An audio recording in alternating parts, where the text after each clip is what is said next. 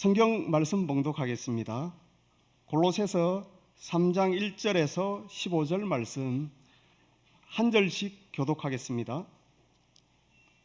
골로새서 3장 1절에서 15절 말씀 한 절씩 교독하고 마지막 절은 함께 하도록 하겠습니다.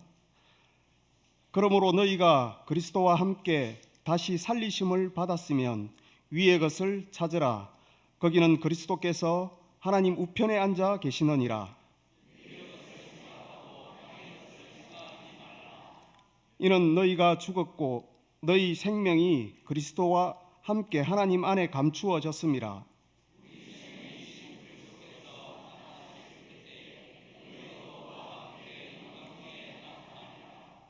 그러므로 땅에 있는 지체를 죽이라.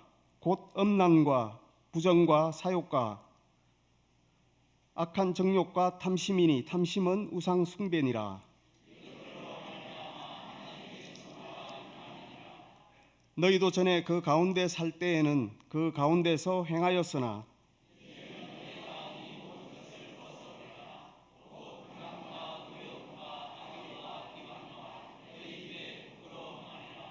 너희가 서로 거짓말을 하지 말라. 옛 사람과 그 행위를 벗어버리고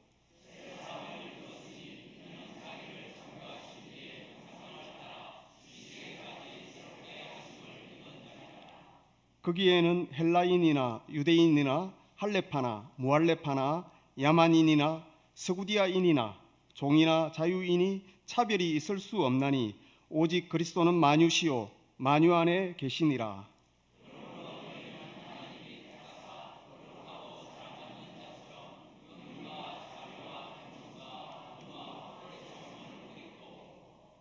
누가 누구에게 불만이 있거든 서로 용납하여 피차 용서하되 주께서 너희를 용서하신 것 같이 너희도 그리하고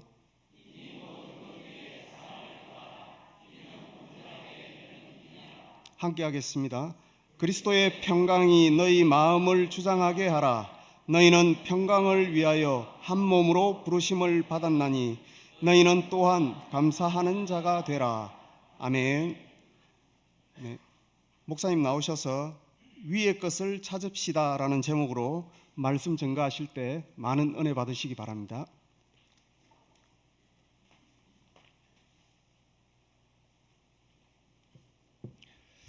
네, 오늘도 오예배 자리에 놓으신 모든 성도님들을 주님의 이름으로 환영하고 축복합니다. 오늘은 위의 것을 찾읍시다 라는 제목으로 함께 말씀을 나누길 소망합니다. 저는 중학교 3학년 겨울 방학 때 예수님을 영접했습니다. 그 전까지는 신앙적으로 간단하게 알고 있었던 그런 죄와 또 사망에 대한 부분들이 직접적으로 깨달아지면서 예수님이 진짜 나를 위해서 죽으셨고 부활하셨구나 라는 것이 깨달아지면서 그 영접한 이후에 또 제 삶에 크고 또 다양한 변화가 있었는데요. 가장 큰 변화는 또 저의 행동에 대한 변화였던 것 같습니다. 또 말이 바뀌고 행동이 바뀌면서 흔히 보이는 사춘기 친구들과는 조금 다른 모습을 보이려고 애썼던 것 같습니다. 그리고 학교에서는 그런 모습을 가지려고 노력했었고 또 교회에서는 또 개인의 신앙에서는 더 하나님을 사랑하고 또 하나님을 알아가고자 하는 그런 열망이 또 저 안에 생겼던 것 같습니다. 그렇게 성경에 대해서 또 말씀에 대해서 알아가고 싶고 또 관심이 생겼을 때에 조금 성경 내용을 다루면서 좀 흥미롭고 또 나아가 좀 부러웠던 사람이 있었습니다. 막 사춘기 시절을 보내면서 예수님을 영접했던 그 10대 남자친구가 성경의 여러 인물들 중에서 조금 부러웠던 사람이 있다면 누가 부러웠을 것 같아요? 성경에 좀 부러울 만한 사람들이 많이 있지 않습니까? 또 예수님 하나님과 친했던 모세도 나오고 또 예수님의 제자들도 그렇고 또 베드로도 그렇고 또 많은 성도님들이 또 닮고 싶어하는 또 많은 목회자들이 또 닮고 싶어하는 사도 바울도 그렇고 그런 사람들이 또 나름의 또 부러움을 받을 수 있지만 제가 부러워했던 사람은 그런 사람들이 아니었습니다. 이제 그 사춘기를 막 보내면서 예수님 영접했던 그 당시에 제가 가장 부러워했던 사람은 예수님이 십자가에 못 박혀 죽으셨던 날 그 옆에 있었던 죄수였습니다. 우리가 잘 아는 것처럼 그 죄수 중에 한 명이 예수님께 이렇게 얘기하죠. 누가복음 23장 42절을 보면 이르되 예수여 당신의 나라 임하실 때에 나를 기억하소서 하니, 그러자 예수님께서 뭐라고 말씀하셨습니까? 내가 나와 함께 낙원에 있으리라 하시니라. 성경에 나온 인물들 중에서 이렇게 잠깐 나왔지만 이렇게 엄청난 임팩트를 준 사람이 있을까? 그러면서 예수를 영접했지만 여전히 세상에 대한 미련이 조금은 남아 있었던 그런 연약한 믿음을 가졌던 제가 말씀을 읽으면서 참 이 사람 이렇게 좋은 인생을 살았던 사람이 있을까라는 부러움이 생겼습니다. 혹시 이 자리에 이 재수가 부러운 사람이 있는지 모르겠습니다. 이제 막 신앙생활을 했거나 혹은 세상에 대한 마음이 조금 남아있는 분이라면 이 재수가 조금은 부러울 수도 있을 것 같습니다. 조금 더 즐기다가 세상에서 누릴 수 있는 것 좀 더 누리고 있다가 예수님 믿으면 좋았을걸. 괜히 일찍 믿었네. 이런 조금 어린 생각을 한 적이 없으십니까? 마치 기차 시간을 착각해서 일찍 도착했는데 시간이 많이 남다 보니까 괜히 일찍 도착했네, 이런 생각을 하는 것처럼 괜히 일찍 예수 믿었네, 괜히 일찍 신앙생활 했네, 이런 후회가 살아가면서 여러분의 삶 가운데 있지 않으십니까? 사랑하는 성도 여러분, 예수를 믿었다는 사실이 기쁘십니까? 진짜 예수를 믿었다라는 그 사실이 가장 기쁜 소식으로 여러분에게 다가오십니까? 그렇다면 예수를 믿는 그 순간뿐만 아니라 그리스도인으로 살아가는 그 모든 순간도 기쁘십니까? 지금 성도로 살아가는 그 삶이 기쁘냐라는 말입니다. 예수를 영접했던 그 순간은요, 너무나 감격스럽고 나를 위해 죽으시고 부활하신 그 주님의 사랑과 은혜가 너무 커서 날마다 감사가 넘치고 날마다 눈물이 넘칩니다. 그런데 예수를 믿고 나서 보니 소위 말해서 귀찮은 게 한두 가지가 아니에요. 오전 예배도 드려야 되죠. 오후 예배도 드려야 됩니다. 수요 기도에도 드려야 되죠. 새벽 기도에도 나가야 됩니다. 예배만 나오면 괜찮죠. 섬기는 건 또 얼마나 많이 있습니까? 안내팀으로 섬겨야 되고, 전도팀으로, 찬양팀으로, 또 무슨 팀으로, 식당 봉사로, 교사로 섬기는 게 또 교회 안에 얼마나 다양한지 모르겠습니다. 또 이 섬기는 게요, 감사하지만 부담이 되는 이유는 끝이 보이지 않아요. 들어가는 건 쉬운데 나가는 게 쉽지가 않습니다. 그래서 청년들이 섬기는 것을 망설입니다. 그래서 섬기면서도 무엇을 기다리는가? 결혼을 기다리던가 취직을 기다립니다. 왜요? 결혼을 해서 다른 지역을 가야지 이 섬기는 삶에서 벗어날 수 있기 때문입니다. 직장에 가야지 이 교회에서 벗어날 수 있기 때문이에요. 그래서 미국과 한국의 공통점이 이런 결론이 났었던 적이 있었습니다. 이 청년들이, 이 대한민국과 미국의 청년들이 20살이 됐을 때 가장 먼저 떠나는 것 두 가지가 있다고 합니다. 첫 번째는 집을 떠나고요, 두 번째는 교회를 떠납니다. 그만큼 벗어나고 싶다라는 것이죠. 섬기는 것도 너무나 많습니다. 모임은 얼마나 또 많습니까? 섬김이 모임도 있고, 사랑방 모임도 있고, 전도회 모임도 있고, 마을 모임도 있고. 이 모임만 있습니까? 공부해야 할 게 얼마나 많이 있습니까? 양육도 해야 되죠. 피택자 교육도 해야 되고, 할 게 너무 많습니다. 지금 여기 있는 성도님들 대부분이 그렇게 너무 바쁜 신앙생활을 하고 있습니다. 오늘 말씀에 따르면 너희는 이제 옛사람이 아니라 새 사람을 입었으니까 옛사람과 그 행위를 벗어버리고 위의 것을 찾으라 라는 말을 하고 있는 것이죠. 오늘 말씀 9절과 10절입니다. 너희가 서로 거짓말을 하지 말라. 옛사람과 그 행위를 벗어버리고 새 사람을 입었으니 이는 자기를 창조하신 이의 형상을 따라 지식에까지 새롭게 하심을 입은 자니라. 아멘. 나를 위해 살았던 것들, 나만을 위한 것들의 삶을 내려놓고 때론 불편함이 있고 때론 망설임이 있음에도 불구하고 이 땅이 아니라 하늘의 소망을 품고 예수님을 알아가는데, 예수님을 닮아가는데 더 마음을 들여라. 성숙한 신앙인으로 자라기 위해 시간을 들이며 더 깊은 예배자의 삶이 되기 위해서 힘써 노력해라라고 말씀하십니다. 이런 외적인 신앙생활뿐만이 아니라 이 내면적으로도 예수님을 닮아가기 위해서 발버둥 쳐라라고 말합니다. 내 감정, 내 생각, 내 계획, 내가 옳다고 생각하는 것들을 다 내려놓고 주님께서 보이신 그 모습과 성품을 닮아가기를 요구하고 있는 것이죠. 오늘 본문 12절과 14절입니다. 12절부터 14절까지 말씀 우리 한번 같이 읽도록 하겠습니다. 시작. 그러므로 너희는 하나님이 택하사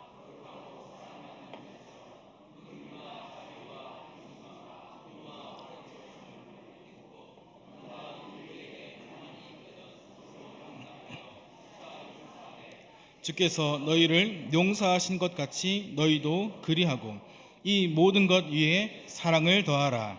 이는 온전하게 매는 띠니라. 아멘.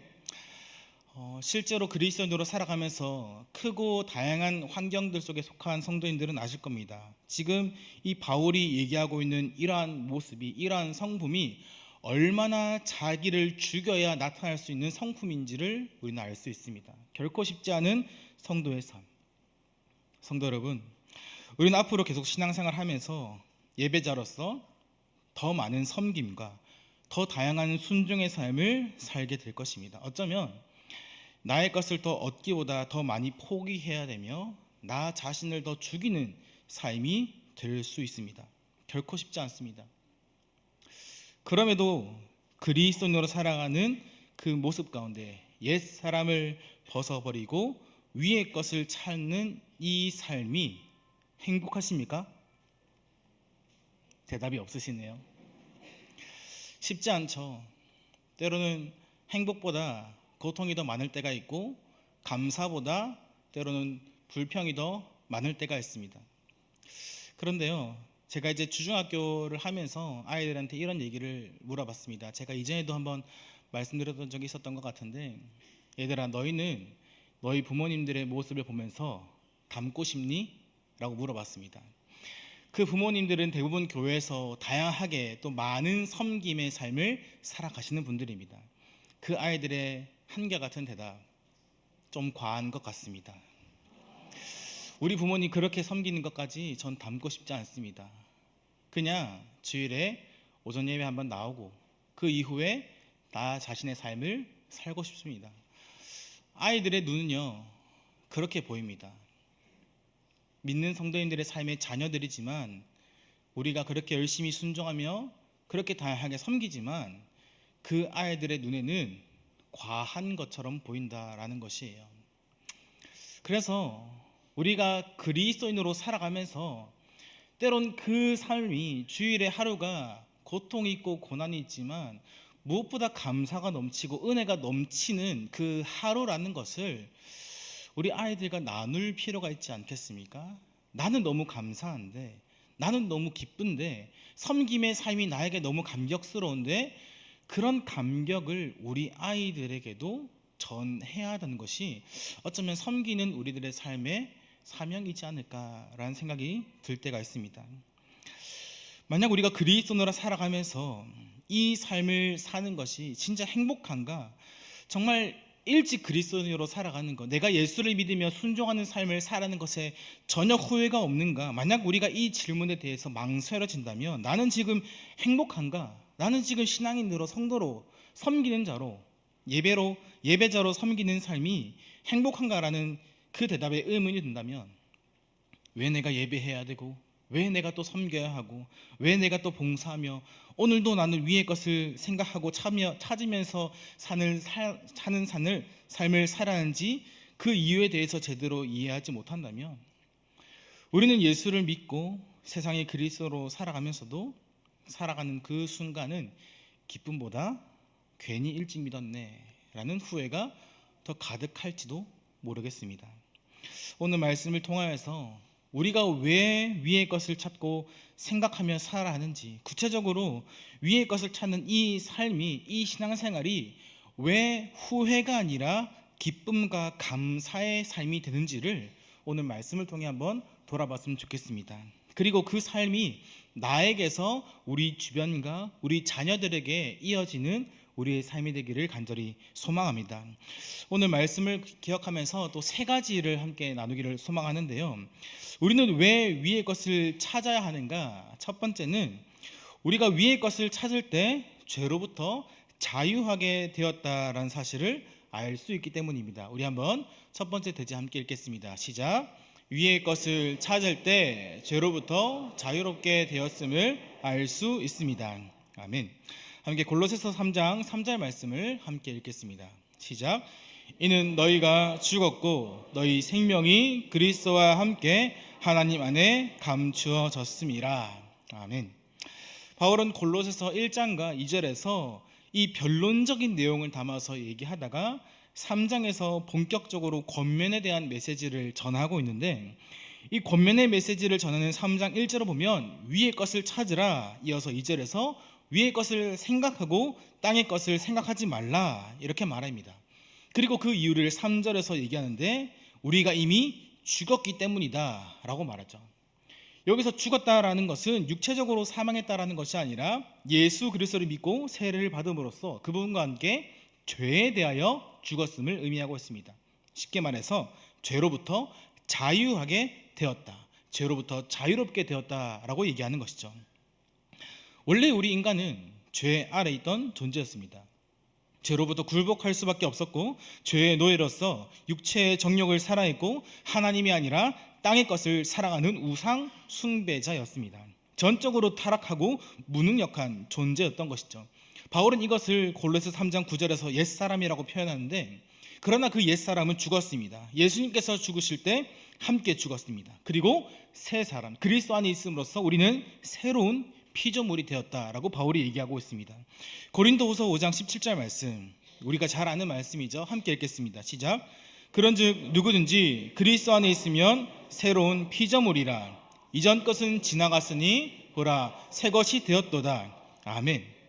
우리는 예수 그리스도를 믿음으로 말미암아 새로운 피조물이 되었고 더 이상 죄의 노예가 아니라 하나님의 자녀가 되었다라고 성경이 얘기하고 있습니다. 그래서 요한복음 1장 12절 영접하는 자 곧 그 이름을 믿는 자들에게는 하나님의 자녀가 되는 권세를 주셨으니, 우리는 예수님을 영접함으로써 하나님의 자녀가 되었고 이제 더 이상 죄 아래 있지 않게 되었습니다. 그래서 우리는 죄로부터 고통받지 않게 되었고 죄의 결과인 사망과 죽음으로 절망하거나 두려워하지 않게 되었습니다.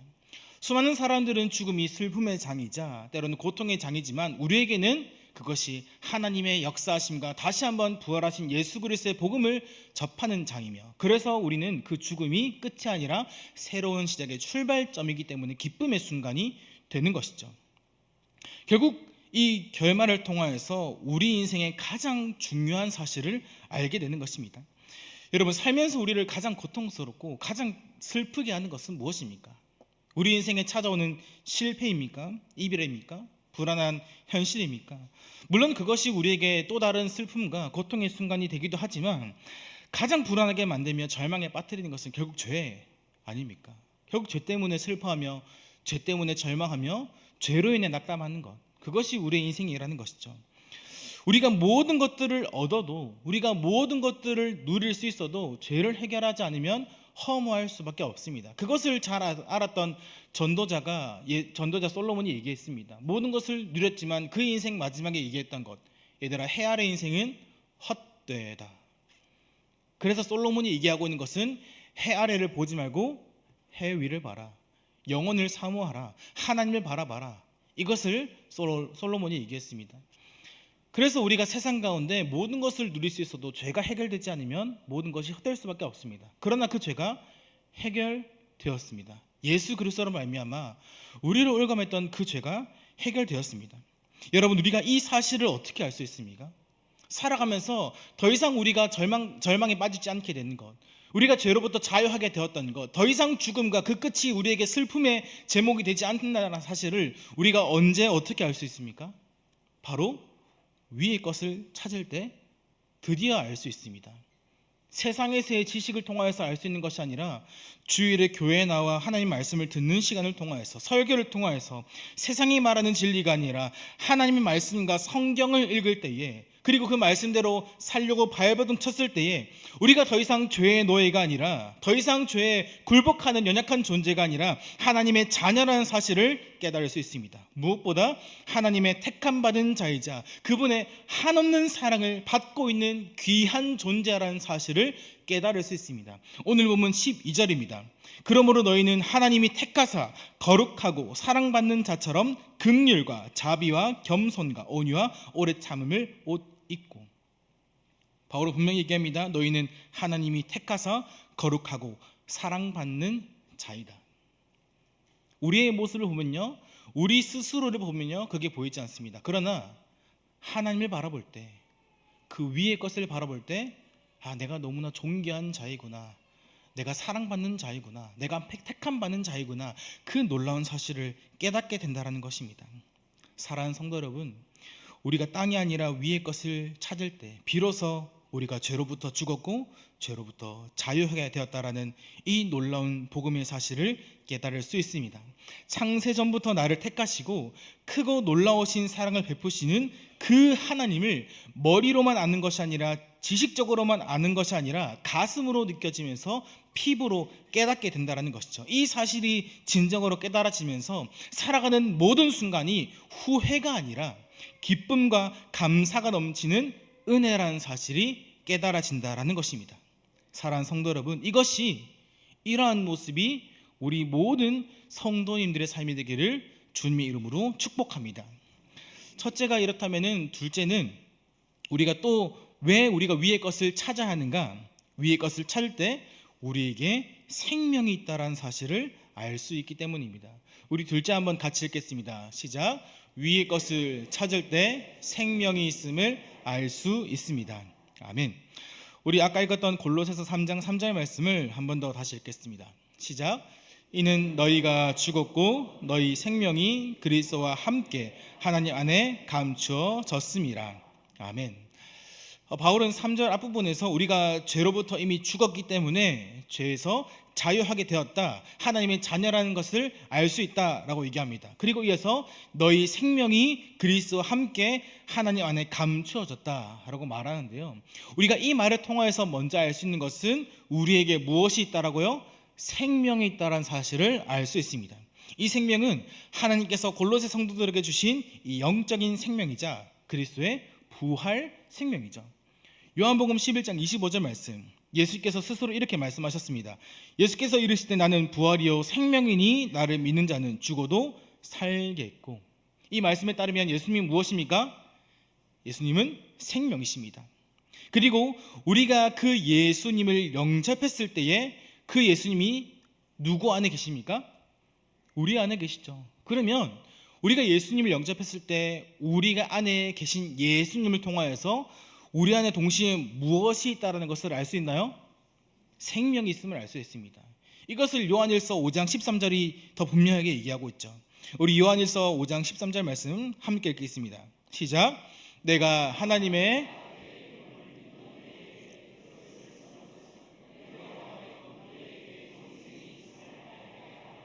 아멘.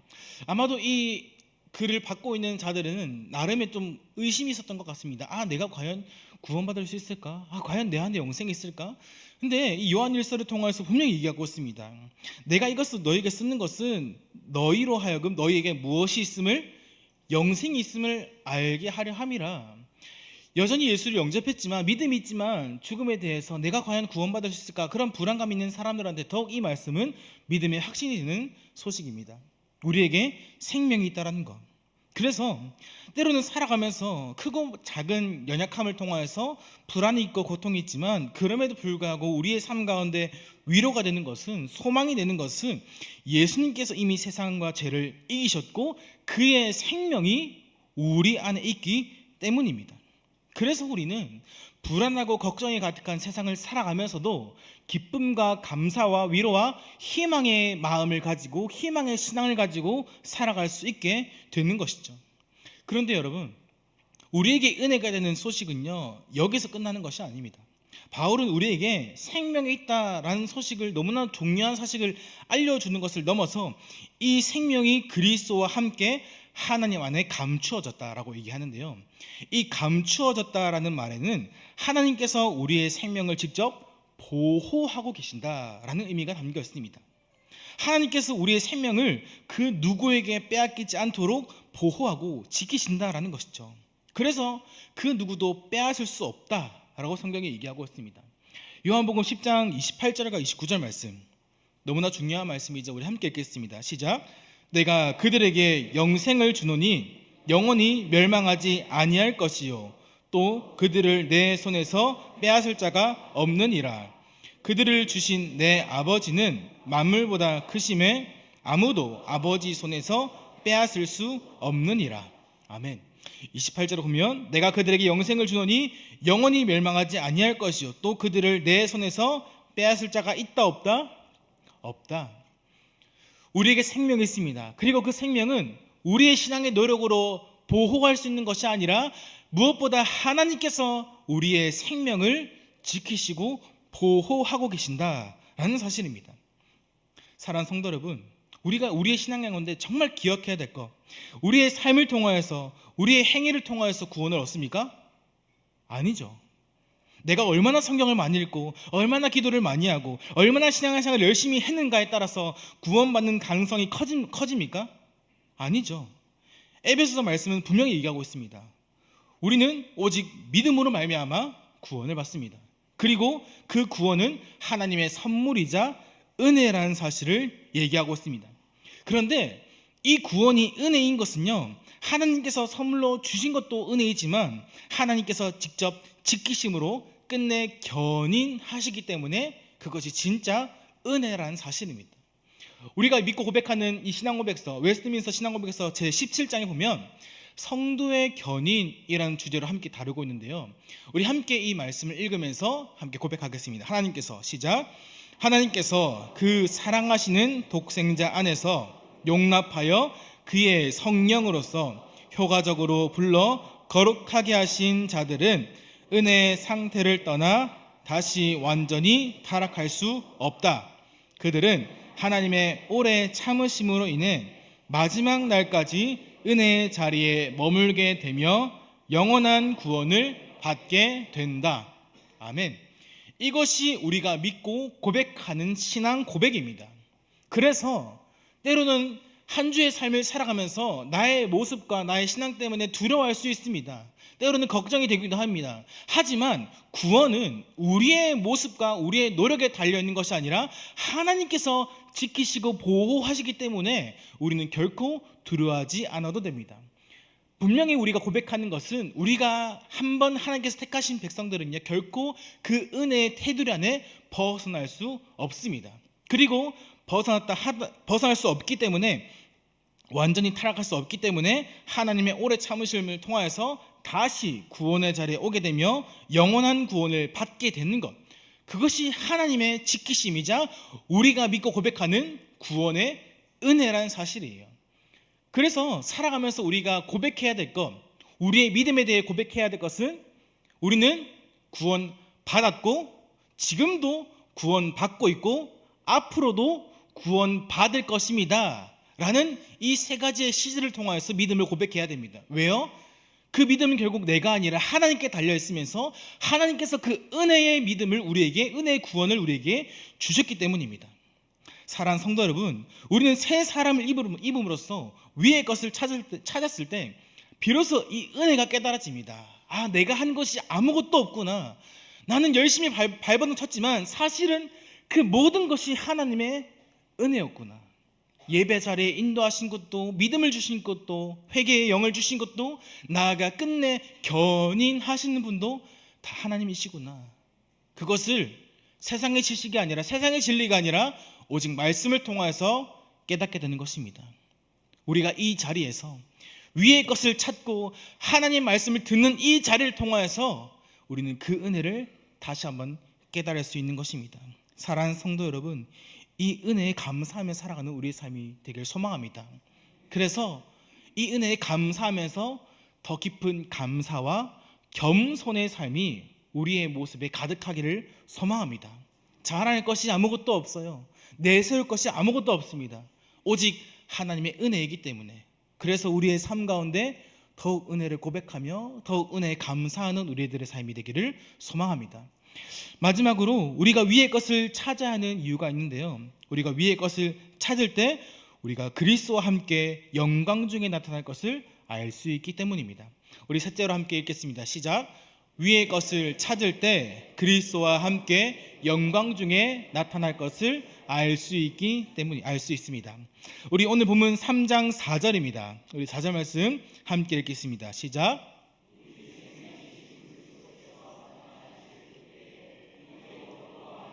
영광 중에 나타나리라. 아멘. 이 골로새서 3장을 보면요, 바울은 재미있는 표현을 하고 있습니다. 대비되는 표현을 자주 사용하는데요, 하늘과 땅, 하라와 하지 말라, 그리고 감추어진 것과 나타난 것, 이렇게 대비되는 것을 사용하는데, 이렇게 대비되는 단어를 사용함으로써 바울이 진짜 말하고 싶었던 내용이 이것입니다. 특히 이제 결정적인 부분에 해당하는 부분이 방금 읽었던 4절 말씀인데, 앞서 우리가 새 사람을 입은 자로서 위의 것을 찾아야 하는 그 이유에 대해서 세 절에 보면 그 시제가 다 현재에 초점이 맞춰져 있습니다. 지금 오늘날 주는 유익. 그런데 4절은요, 현재를 넘어서 미래에 초점이 맞춰져 있어요. 무슨 말이냐? 4절은요, 현재에 찾아오는 유익과 결과는 땅에 살면서 하늘을 경험하며 실패와 절망 가운데 부활 소망이 있기 때문에 기쁨과 감사가 있다. 그런데 결국 우리가 위의 것을 찾았을 때 오는 그 참된 희망이 무엇인가? 그 천상의 소식이 무엇인가? 바로 예수님께서 재림하실 때 생명이신 예수님과 연합되어서 하나가 된 성도가 예수님과 함께 영광 중에 나타난다라는 것입니다. 요한일서 3장 2절 말씀, 사랑하는 자들아, 우리가 지금은 하나님의 자녀라. 장래에 어떻게 될지 아직 나타나지 아니하였으나 그가 나타나시면 우리가 그와 같을 줄을 아는 것은, 우리는 예수님과 같이 영광스럽게 변화될 것입니다.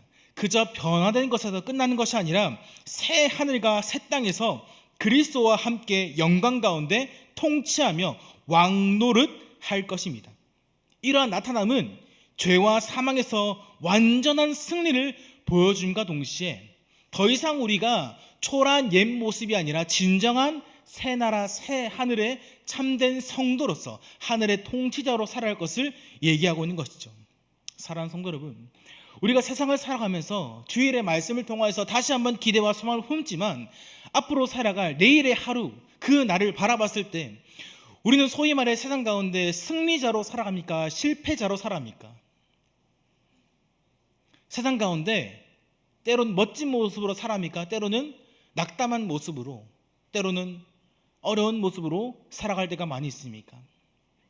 수많은 성도들의 삶을 살펴보면요, 천국 소망을 품고 우리가 죄와 사망에서 벗어났다라는 기대와 소망을 품고 살아가지만 살아갈 현실은 여전히 죄로 인해 고통받고 때로는 수많은 사람들의 비난을 받을 때가 있고 수많은 사람들의 손가락질을 받을 때가 있습니다. 나는 하나님의 자녀이자 천국 복음의 자녀이지만 그럼에도 불구하고 세상을 살아갔을 때 그런 모습이 드러나지 않아요. 하지만 우리가 위의 것을 찾았을 때에, 위의 것을 바라봤을 때에 깨닫게 됩니다.